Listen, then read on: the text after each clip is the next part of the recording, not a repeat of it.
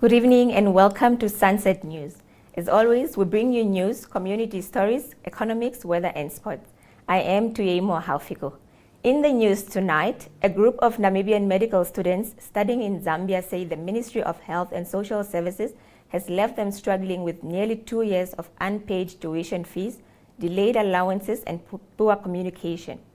The students are enrolled at Lusaka Apex Medical University under a government scholarship program. In an anonymous letter sent to the media, the students say unpaid tuition fee has repeatedly forced them to seek financial clearance before examinations and clinical rotation, often in front of lecturers and fellow students. They say that the situation has caused embarrassment and affected their dignity and professional standing. The students also claim that the delays in monthly allowances has left them struggling to pay rent, buy food, and cover transport costs. They say the latest allowance was delayed by more than a month, forcing them to rely on others and accumulate debt. The students claim tuition fees have been outstanding for almost 2 years, despite repeated assurances that the matter would be resolved. They say their attempt to resolve the issue through internal channels have repeatedly failed. Johannes Bok, 21, has been sentenced to 18 years prison for the murder of 17-year-old Sarah Yonka in the Hardap region 3 years ago.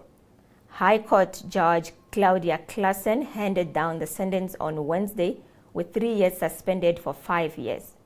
This means Bok will effectively serve 15 years in prison, provided he's not convicted of murder or culpable homicide involving an assault during the 5-year suspension period. Bok was 19 when he killed Yonka. He pleaded guilty to the murder on the basis of dolus eventualis, meaning he foresaw that his actions could cause her death but went ahead anyway. The court heard that Bok and Yonka had been drinking alcohol on the day of the incident when an argument broke out between the two. Yonka grabbed Bok by his clothes around the chest and refused to let go, despite him asking her to release him. Bok then became angry and strangled her.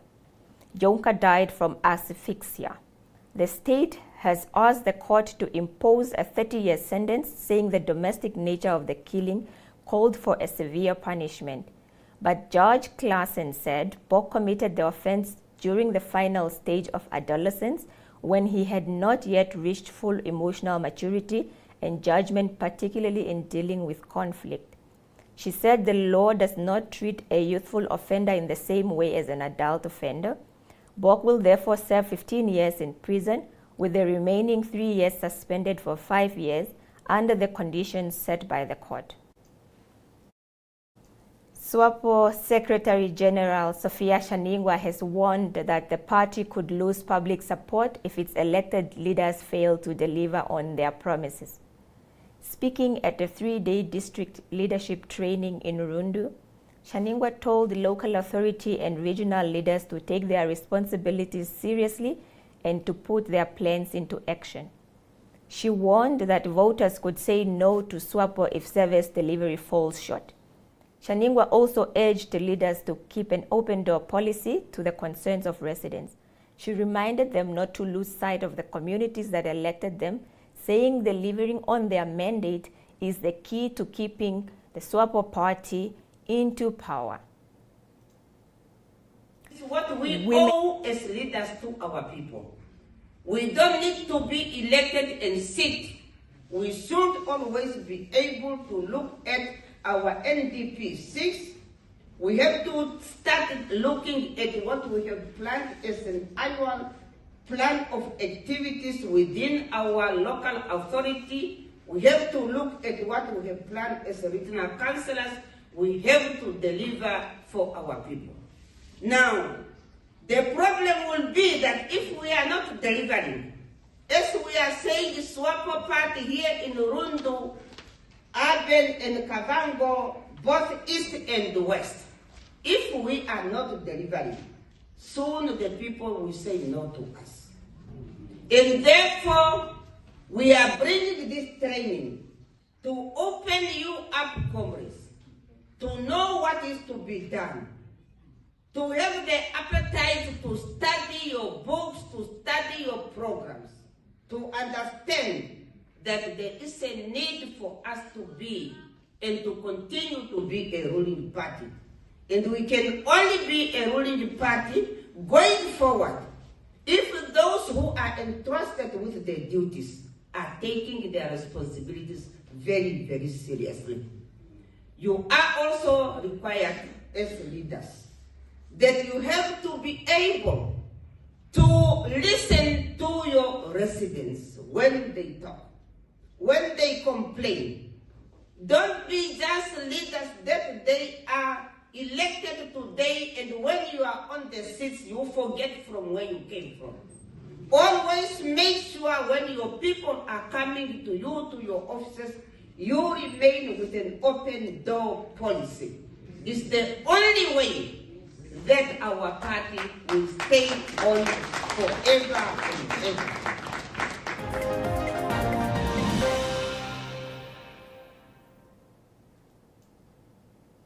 Women have made up the majority of applicants seeking to serve on the Central Procurement Board of Namibia's bid evaluation committees.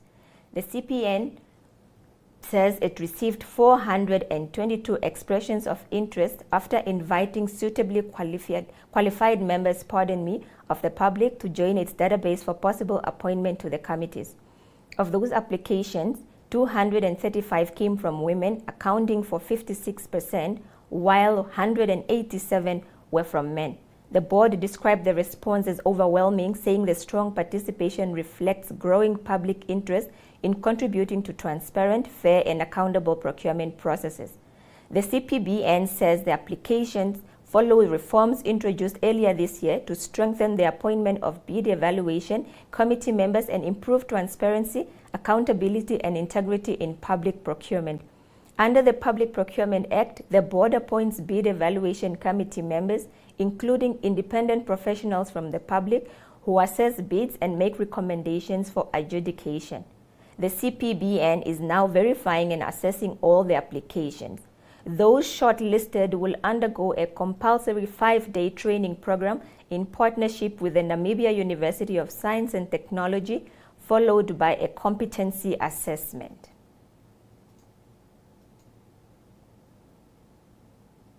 Namibia is a land of movement, with waves that never stop reaching forward.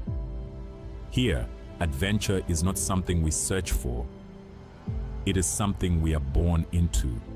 In every corner of this country, creativity rises, from artists, from athletes, from dreamers. And when the world comes to explore Namibia, they discover something extraordinary. Because when sport moves people, creativity moves ideas, and tourism moves the world toward us. Something powerful happens.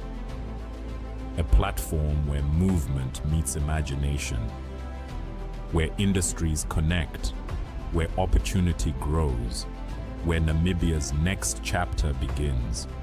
Welcome to the Creative Sport Tourism Expo.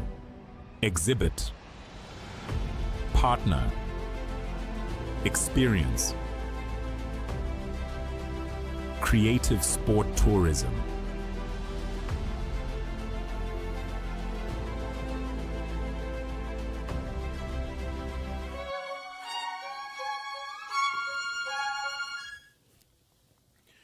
From the heart of the continent to its farthest horizons, Africa awakens with stories that shape our world. This is Africa Good Morning, your window into the pulse of a dynamic continent. I'm Ashwin Berry, here to deliver the latest news, sharp insights, and the vibrant spirit of Africa.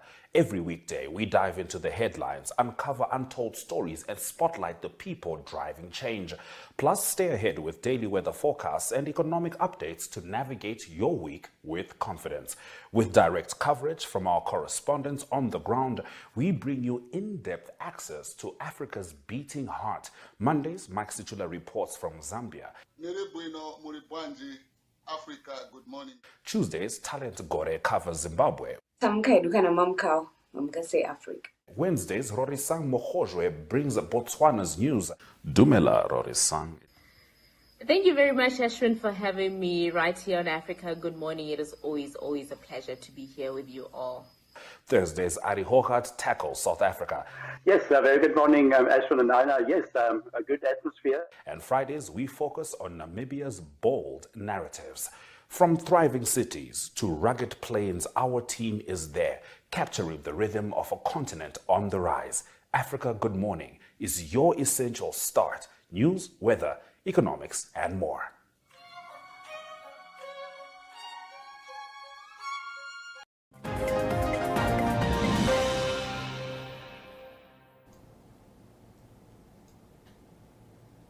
The Development Bank of Namibia has disbursed more than 22 million in financing over the past 15 years. Speaking during an open session with the Rundu business community, DBN CEO Titus Ndove said the funding has supported the major infrastructure projects, including roads and power plants, as well as business across the country. He said the bank also provides financing of up to 10 million to small and medium-sized businesses. Ndove said DBN wants to ensure that more Namibians benefit from its financing opportunities. He said the bank is engaging communities to raise awareness about its products, which he acknowledged are still not well known among the public. Let's take a look. We can buy a lot of products, but as was indicated already, most of our products are not well known. They are not well known. That's the reason why we are here, to create awareness and ensure that you participate meaningfully. These products are for you. This bank is for you. And it really, we're gonna do two presentations, very detailed one. One will focus on the large infrastructure. There are businesses here. There's a town council, which is also our potential clients, and they are entrepreneurs, esteemed entrepreneurs like yourself. So we're really gonna go in details, and after that, then we'll do Q&A. We'll do Q&A, and you're really encouraged to ask all your questions. We are the first one to admit that we have done well as DBN. Past 15 years, we lent out more than 22 billion, and the number keep on increasing. But the question you should ask ourselves, did you benefit? Did you see the benefits which DBN is offering? Perhaps not all of you. Some of you, of course, benefited. So what we want to do now going forward, we have a new strategic plan ending 2029, which is basically aligned to the national agenda and vision of government, which is basically captured well in the NDP6, which is our president always talk about. We are aligned to that fully. And however, we are saying in our visions, in our philosophy as the bank, do we have all the voices of people of Akavango East? And we are saying maybe not so well. That's why we are here, and we have to listen. When we listen to you, some of those aspirations will be captured in the plans of DBN. That's why we are here. Our plan is not to fix as they say, it is really there to change and accommodate what matters to the people of Namibia. That's why the mandate of DBN is really to take care of the well-being of Namibian people. That's at the heart of the Development Bank of Namibia. Without further ado, ladies and gentlemen, let me introduce Cliffy, our acting head of investment, large infrastructure. As we just talk about the general offerings and solution DBN offer, and in particular, she will also focus on DBN for her, a very exciting product.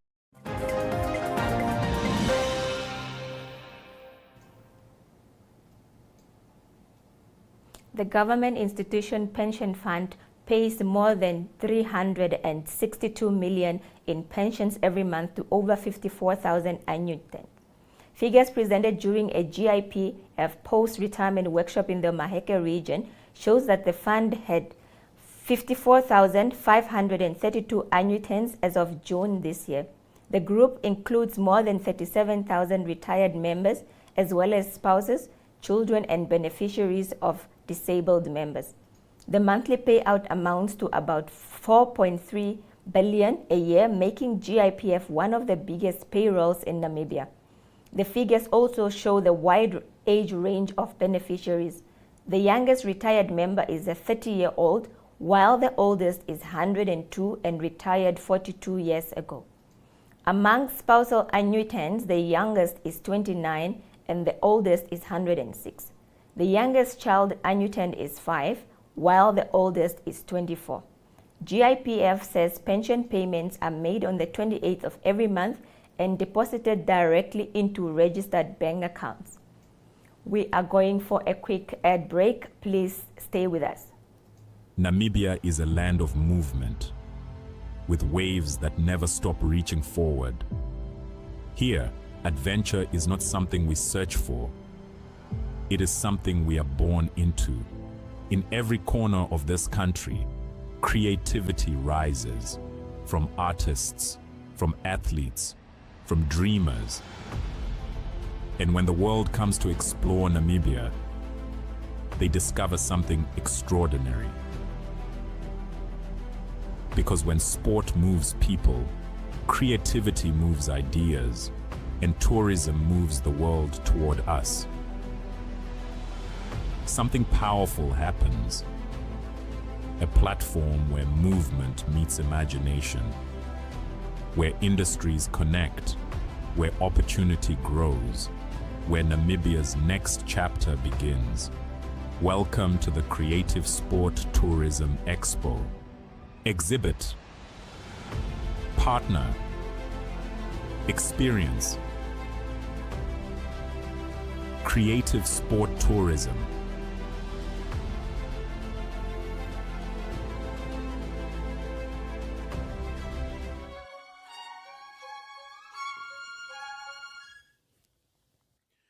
From the heart of the continent to its farthest horizons, Africa awakens with stories that shape our world. This is Africa Good Morning, your window into the pulse of a dynamic continent. I'm Ashwin Berry, here to deliver the latest news, sharp insights, and the vibrant spirit of Africa. Every weekday, we dive into the headlines, uncover untold stories, and spotlight the people driving change. Plus, stay ahead with daily weather forecasts and economic updates to navigate your week with confidence. With direct coverage from our correspondents on the ground, we bring you in-depth access to Africa's beating heart. Mondays, Mike Situla reports from Zambia. Africa Good Morning. Tuesdays, Talent Gore covers Zimbabwe. Africa. Wednesdays, Rorisang Mokojwe brings Botswana's news. Dumela, Rorisang. Thank you very much, Ashwin, for having me right here on Africa Good Morning. It is always a pleasure to be here with you all. Thursdays, Ari Hogarth tackles South Africa. Yes, very good morning, Ashwin and Aina. Yes, a good atmosphere. And Fridays, we focus on Namibia's bold narratives. From thriving cities to rugged plains, our team is there, capturing the rhythm of a continent on the rise. Africa Good Morning is your essential start. News, weather, economics, and more.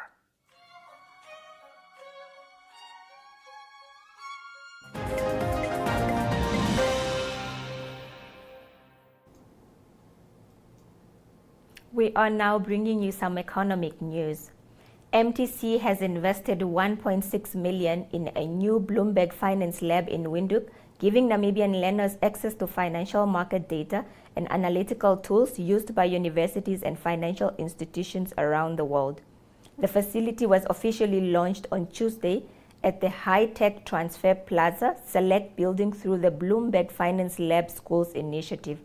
The investment enabled the installation of 12 Bloomberg terminals, giving learners access to financial data, market analysis, and educational resources. MTC Chief Brand, Marketing, Communications, and Sustainability Officer Tim Ekanjo says the investment is aimed at giving young Namibians access to the same tools and opportunities available internationally. He says early exposure to global financial markets and investment principles could help prepare learners for careers in finance, technology, entrepreneurship, and business. MTC has also announced that participants in its internship program will have access to the Bloomberg Finance Fundamental Certification. The company says the initiative forms part of its efforts to support education, innovation, and skills development among Namibia's youth. We are going to take a quick ad break again, and we will be back with our economic indicators. Please do stay tuned.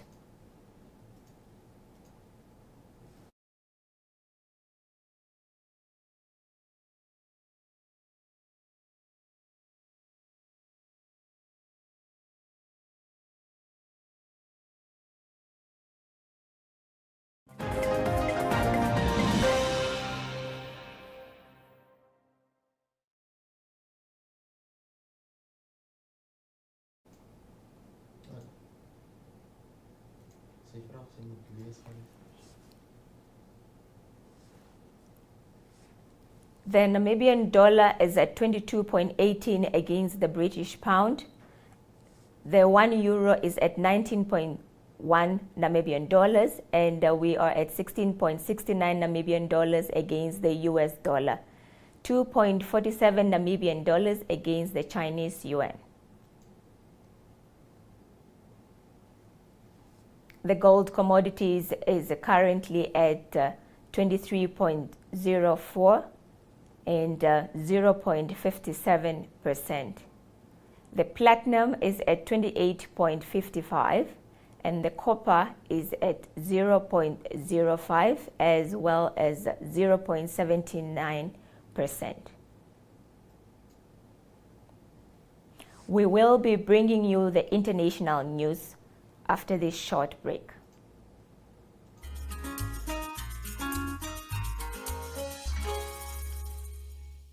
Mornings just got better, Namibia. From the latest headlines to the hottest trends, we're bringing you the conversations that matter. That's right. Bright minds, bold opinions, and a touch of morning magic. This is your daily dose of energy. So grab a cup and join in on the conversation every weekday morning at 8 o'clock with Smell the Coffee, hosted by Diana Master and Aina Riza Quayo.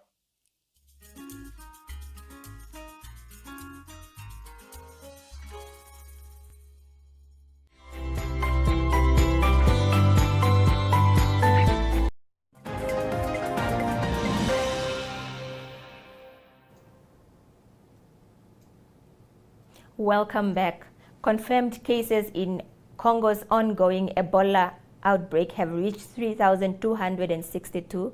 Its Ministry of Health said in an overnight update, nearly the same as the 2018 to 2020 outbreak that is the largest ever recorded in the country.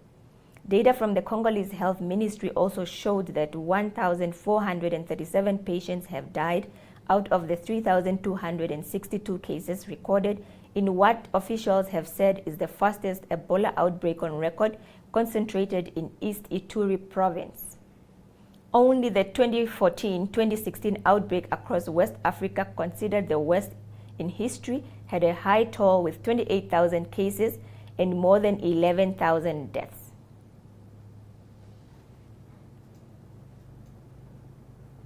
Please do stay tuned. We will be bringing you our weather forecast. This week's decisions, today's debates, tomorrow's consequences. The agenda puts the spotlight on Namibia's most pressing issues and the people driving them. From headline makers to groundbreakers, we bring you the voices and perspectives at the center of the national conversation. One story, one interview, the depth you won't find anywhere else. That is the agenda. Catch the agenda on 102.com and on ntv.my.na.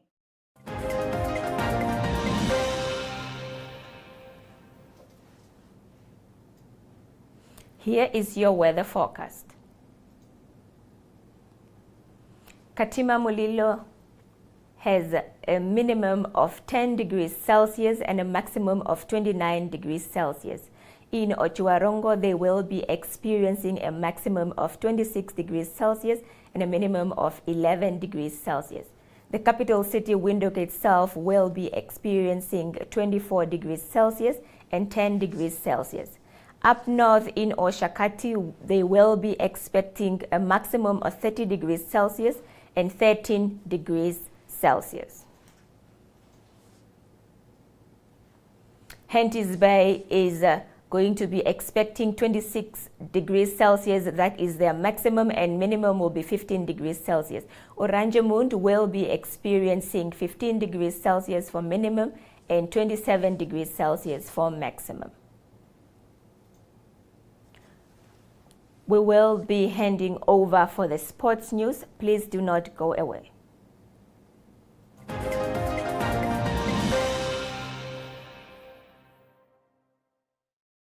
everyone. Time for international sports news, and starting off with soccer news first. It is from FIFA, the governing body of world football.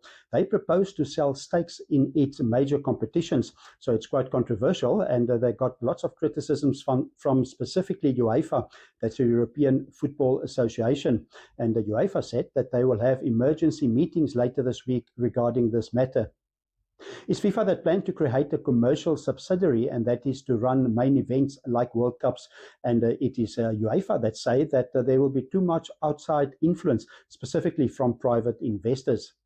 Europe don't have the most teams that play under FIFA. In fact, they only have a quarter of the 221 teams that play under FIFA, but they definitely have the most influential teams and the strongest teams. That was proven in the 2026 Men's Soccer World Cup that just concluded in America. 6 of the 8 quarter-finalists was from Europe, and the winner came from Europe as well, being Spain. Continuing international sports news with tennis news, that is from the DC Open that's being played at the moment in Washington. Second round games, and quite a few of the seeded players that's out of the tournament early. It's number 6 seeded Madison Keys that lost to Linda Samsonova, and she's from Russia. The score there was 3-6, 6-4, and 6-4. Also, Anastasia Potapova, she beat Venus Williams. Venus Williams, experienced player from America, and it's Potapova that won 6-3 and 6-3. In the men's side of the draw, another high seed player that's out, that is Francis Tiafoe, number 6 seed of the USA. He lost to Terence Atmane from France in 3 sets. Better for second seed, Ben Shelton, and he beat Martin Dam by 6-4, 4-6, and 6-4 to advance to the next round. Closing off today's international sports news, it is golf news and the Women's British Open that will start on Thursday, and it's the 50th time it will be played, and it will be played at the Royal Lytham and St Anne's course. And some of the highest seeded players in the world will play in the tournament, like the world number 1 Nelly Korda, also Charlie Hull of America, and Lydia Ko of New Zealand. 2 South Africans also playing in this prestigious major. It will be Cassandra Alexander and also Ashley Buhai. Ashley Buhai won the tournament, the British Open, in 2022. And the defending champion in this tournament is Mira Yamashita. She is from Japan. So the tournament will start on Thursday. The last round, the final round, will be played on Sunday. That's international sports news for today. Hope you have a great sport day. We'll talk international sport again tomorrow. Goodbye. And with that, we have come to the end of the broadcast. Make sure you join Sunset News on Facebook, all the NMH platforms on weekdays, as well as on our website. Sunset News screens on DSTV channel 285, as well as on GoTV channel 25 every day, weekdays from 7:30 to 8 p.m. This has been Sunset News. Don't end the day without us.